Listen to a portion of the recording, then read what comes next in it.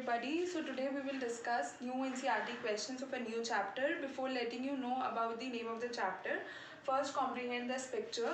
So we can see that there is a woman standing on one side and a man standing on the other side. The woman is standing on a cash counter. We can say that this is a computer.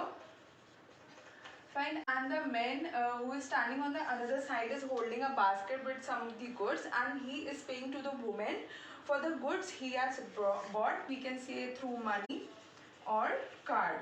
So what is this lady here? She is a seller, and the man here is consumer. So what are the consumer rights we will study in this chapter, and the chapter name is consumer rights. We will be taking the NCERT questions of it. Okay, so today we will be taking the consumer rights. As I have just told you why we need consumer rights, we will be taking the NCERT questions of this chapter. Moving on, so who is a consumer? We can see that a consumer is a person who buys any good from the market or any of the thing from the market, then he or she is considered to be as a consumer. So the first question of your book says, why are the rules and regulations required in the marketplace? अब marketplace में हमें rules और regulations चाहिए क्यों होते हैं? एक proper discipline बनाने के लिए कोई भी हमें rules और regulations चाहिए होते हैं. Why is a rule required in your classroom to submit your notebooks on time? क्यों चाहिए? ताकि एक discipline maintain हो सके, एक decorum हो सके, time पे चीज़ें हो सकें. So similarly we require rules and regulations in the market place also. सबसे पहले कि जो भी कंज्यूमर्स हैं हम उनको प्रोटेक्ट कर सकें, कोई भी सेलर उनके साथ चीटिंग ना कर सके और उनकी सिक्योरिटी रहे कि ऐसा ना हो कल को सपोज आपने एक बिस्किट का पैकेट खरीदा एंड वो एक्सपायर निकला. So when you go to that shop जहाँ से भी आपने लिया है, ही और she returns that packet. So the reason behind is we have consumer rights. अगर वो बदल ही नहीं रहा, अगर कंज्यूमर राइट्स ही नहीं होंगे, वो अवेयर ही नहीं होंगे आप लोग, तो वो बदलेंगे ही नहीं, कहेंगे नहीं हम नहीं बदलते, ऐसा कोई रूल तो है ही नहीं तो हम क्यों बदलें. So similarly we need consumer rights at the market place also. The second question says, what factors gave birth to the consumer movement in India? Trace its evolution. सबसे पहले we have to identify ऐसा हुआ कि क्यों, क्योंकि consumer movement हमारे India में आया भी. अब हमें इसका इवोल्यूशन ट्रेस करना है कि प्रॉपर मतलब इवोल्यूशन का मतलब होता है एक स्टेप टू स्टेप कैसे चीज़ें इवॉल्व होती गई. सबसे पहले नो एथिक्स इन ट्रेड. कोई ट्रेड एथिक्स नहीं था कि आप कहीं भी भेज सकते हो. कुछ प्रॉपर एरिया में बहुत ज़्यादा जा रहा है, कुछ प्रॉपर एरिया में जा ही नहीं रहा. नो प्रॉपर लीगल लॉ नहीं था, तो हमें लगा कि हमें नहीं भैया कंज्यूमर को प्रोटेक्ट करना है, उसके लिए भी हमें कोई राइट्स बनाने हैं, इसीलिए हमारा कंज्यूमर मूवमेंट निकल के आया. To ensure satisfaction of consumers, to make sure that the consumer is satisfied. For example, अगर if you buy a dress from a market और उसमें that is not stitched properly, ठीक है, तो आपने उस पर 10,000 की ड्रेस खरीदी बट आप तो सेटिस्फाइड ही नहीं हो. आप उस शॉप पे जाते हो, उस वेंडर से कहते हो नहीं यार ये तो बिल्कुल सही नहीं निकली ड्रेस. वो कहता है ऐसा कोई तो लॉ है ही नहीं, हम क्यों सही करके दें. So that is the reason we require consumer right, और इसी की वजह से हमारा कंज्यूमर मूवमेंट इवॉल्व होके आया. ब्लैक मार्केटिंग बहुत ज़्यादा हो रही थी, जैसे अभी हम कोविड के टाइम पे देख सकते हैं कि बहुत ज़्यादा ब्लैक मार्केटिंग हो रही है. डिफरेंट इंजेक्शंस जो इस समय रिक्वायर्ड हैं. सो अगर जो इंजेक्शंस ब्लैक मार्केटिंग, ऑक्सीजन की ब्लैक मार्केटिंग कर रहे हैं, उनको police has the right to arrest them, to put them besides the jail.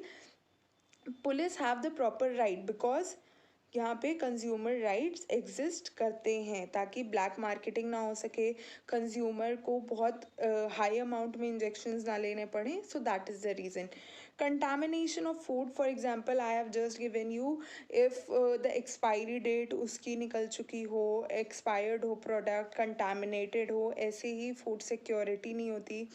For distribution of items to every one, ताकि सबको इक्वली हर मार्केट में आइटम प्रॉपरली पहुंच सके. और कंटामिनेशन में we can, in the last class I have told you कि जैसे मैगी में बहुत ज़्यादा लेड का अमाउंट पाया गया था, that is why it was banned. So similarly वो कंटामिनेटेड ना हो फूड प्रोडक्ट, इसीलिए we need consumer rights. Moving on, to the third questions. Explain the need of consumer consciousness by giving two examples. अब being an consumer आपको भी तो अपना aware होना चाहिए कि हमारे राइट्स हैं क्या. So a consumer shall always be conscious in order to protect his or her right. सबसे पहले तो कंज्यूमर को बहुत कॉन्शियस होना पड़ेगा. इसके लिए उसको क्या क्या एग्जाम्पल्स ऐसे दिए हुए हैं. I have mention the 4 example. सबसे पहले ही और she should check the price of the product before buying. For example, आपने एक पैकेट लिया that cost 10 rupees but the seller is saying no, I will give it to you for rupees 20. So will you buy? No. So that is what you need to be aware of. So expiry date shall be checked. E-bill shall be taken by the customer. जैसे हम हैं तो हमने कोई चीज़ खरीदी. If I have bought a teddy bear for myself, so I should make sure that I am taking the e-bill from the seller. Guarantee or warranty card. Suppose you people buy mobile or any electronic good. सो जब खरीदने जाते हो the seller tells you कि इसकी 1 साल warranty है battery की, इसकी 2 साल वारंटी है. So you should also make sure कि वो 2 साल का वारंटी कार्ड भी आप उनसे ले लो. अगर आप कल को जाओगे वारंटी चेक उसको अगर सपोज प्रोडक्ट ख़राब हो गया है तो ही और शी वोंट कंसिडर इट अगर आपके पास वारंटी कार्ड नहीं होगा. So you should make sure that you take the warranty card from the seller. The fourth question says mention few factors which causes exploitation of consumers. ऐसा क्या होता है कि हम exploit हो जाते हैं being a consumer. सबसे पहले हमें literacy, अगर literacy नहीं होगी, लोगों को aware नहीं होंगे कि उनके consumer rights हैं, तो इसीलिए we need to be literate. Frequent changes in prices. Suppose कल आपने एक बॉल खरीदी दैट कॉस्ट यू ₹10. अगेन आपकी बॉल क्रिकेट खेलते हुए कहीं खो गई. So the moment after 5 days you go to a shop and that ball cost ₹15. चलो ठीक है, ले ली. After 5 days you went to the shop to buy the same ball, now it cost ₹50. सो ऐसे ही क्या होता है कि एक्सप्लॉयटेशन होने लगता है हम कंज्यूमर्स का. Not taking actions if cheated.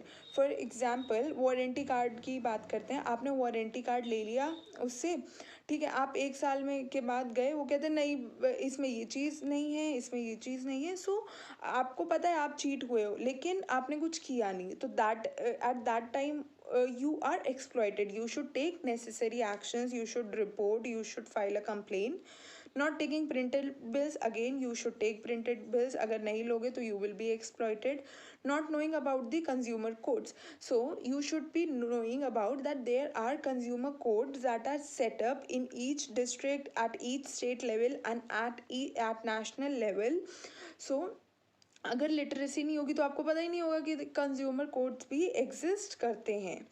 Indirect cheating by the seller. Indirectly भी वो आपको चीट कर लेते हैं. नहीं नहीं ये ले जाइए, ये अच्छा है, ये अच्छा है.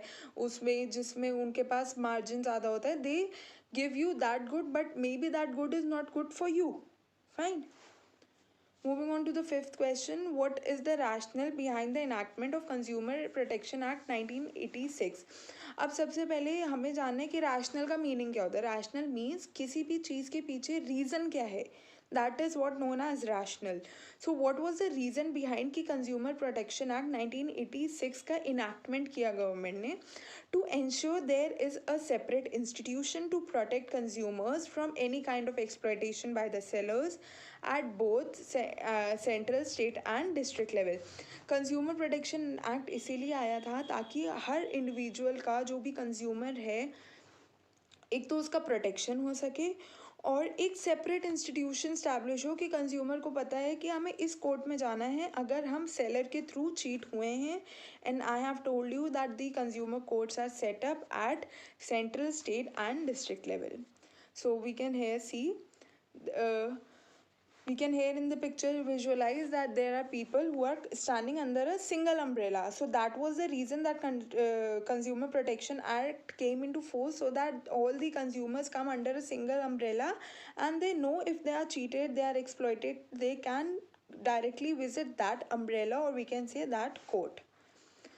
So sixth question says describe some of your duties as consumers if you visit a shopping complex in your locality. अगर आप shopping complex अपने बगल में जो भी है, if you go there तो ऐसा क्या चीज़ है जो आपको अपनी ड्यूटीज़ पूरी करने के लिए करना चाहिए? सबसे पहले एक्सपायरी चेक करो कि वो जो भी प्रोडक्ट है that you are buying expired तो नहीं है।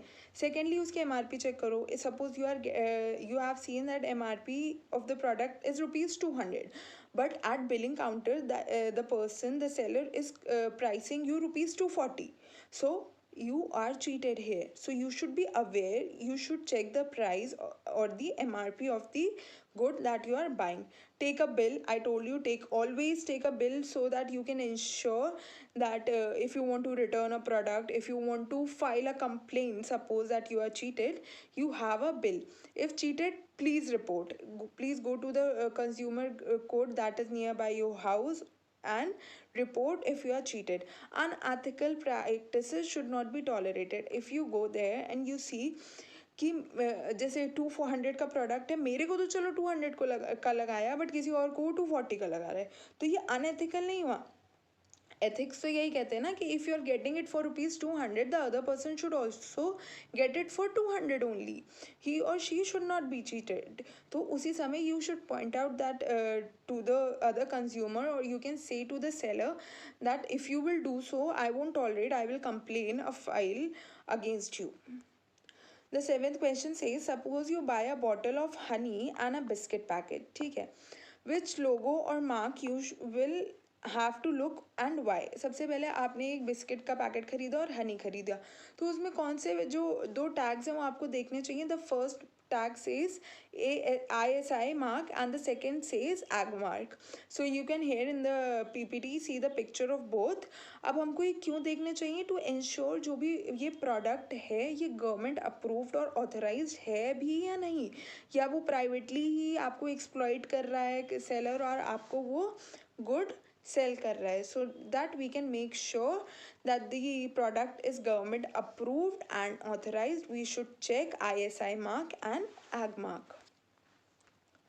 The eighth question says, what legal measures were taken by the government to empower the consumers in India?